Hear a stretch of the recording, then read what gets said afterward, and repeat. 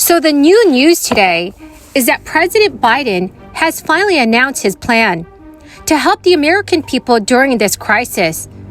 Biden's new budget plan includes several provisions that will help low and middle-income households. Senate Democrat Joe Manchin is stating that he is ready to negotiate and get legislation passed as quickly as possible for the American people. So, dear friends, please make sure to stay tuned until the end of this video to learn what is actually included in President Biden's plan. And if you can do me a favor and share this video on social media and with your friends and family, if they need more honest stimulus news. Also, if you would like to enter this coming Friday's $100 Walmart gift card giveaway, when I'll be giving away 3 $100 Walmart gift cards, please, friends, listen for the keyword from this video. Thank you so much. This shows the debt held by the public. It's not total debt. This is debt held by the public in our country. Historically, going back to 1900 and where we are today.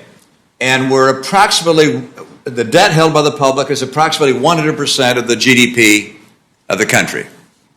The last two countries that got into real trouble and had a almost collapse of their currency and their debt were Greece and Italy. Greece reached almost the same number, about 105, and Italy about 108 or 9 and percent of GDP. If you look at the budget that you've provided to us, you take us to 200% debt as a percentage of the GDP. President Biden announced a budget blueprint that calls for higher taxes on the wealthy, lower federal deficits, and greater funding for education, public health, and housing. Appearing at the White House with his budget director, Shalonda Young, President Biden said the proposal sends a clear message to the public about what Americans value. He outlined a focus on fiscal responsibility, safety and security, and investments to build a better America. Now, friends, I know many of you are also wondering how the budget plan will help the American people. Well, right now, President Biden is proposing a total of $5.8 trillion in federal spending. That amount is slightly less than what was projected to be spent this year before the supplemental spending bill was signed into law earlier this month. The deficit would be $1.15 trillion.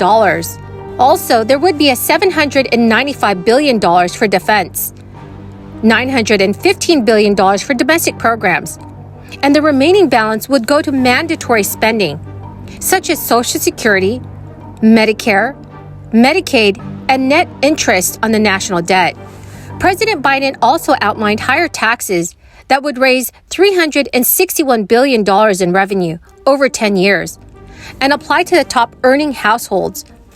The proposal lists another $1.4 trillion in revenue raised over the next decade through other tax increases that are meant to preserve President Biden's pledge to not hike taxes on people earning less than $400,000 a year. The proposal includes a minimum of 20% tax on the incomes of households worth $100 million or more, similar to an earlier proposal that Democrats in Congress began debating late last year in order to pay for President Biden's domestic spending plans. But friends, like most presidential budgets, it's a proposal and a set of ideals. Congress is responsible for implementing the budget through tax and spending legislation and also annual agency funding. Biden's budget proposal faced immediate criticism from Republican lawmakers. They noted that the deficits well in excess of $1 trillion annually would persist and said that higher taxes could hurt growth, and also objected that additional government spending would feed into inflation. So, my friends, do you agree or disagree with Republican lawmakers? Please let me know in the comment section below. Friends, the keyword for this video is blue cheese.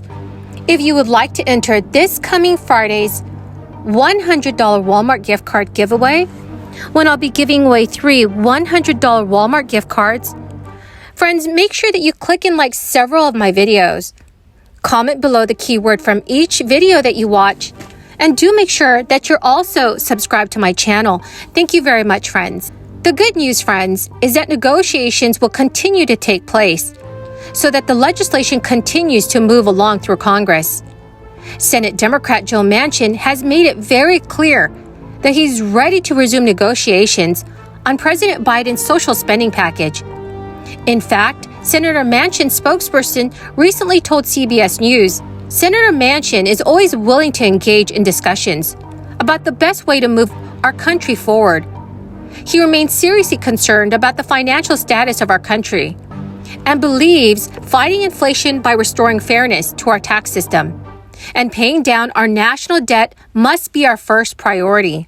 A new poll shows concerns over rising costs are the most pressing worry of just under 1 in 5 Americans. Many Americans have cited the high cost of living and inflation as the nation's biggest problem. According to economists, the rising inflation expected to last throughout the year will leave the average U.S. household spending $5,200 more compared to the year prior. That equates to an extra $433 per month on the same goods and services as last year. Economists have also stated that strong wage growth and excess savings from earlier in the crisis will help soften the blow. But looming economic trends stand to worsen the inflation problem over the next several months. Just last month, inflation around the U.S. reached a new 40-year high, with consumer prices jumping nearly 8% from just a year ago. That is the fastest annual rate since the Reagan administration. The United States Labor Department reported that rising costs of energy, housing, and food drove the increase. The price of energy has surged 26% over the last year, sharply increasing the cost of gasoline, fuel oil, and natural gas for home heating. Groceries were up 8.6% from a year ago, while clothing rose 6.6%. So my friends, what are your thoughts on rising inflation that's affecting our country? Please let me know what your thoughts are in the comment section below. Well, friends, that is the end of my daily stimulus update video. I greatly appreciate all of you who have joined me here today and who are watching my videos daily. Thank you very much.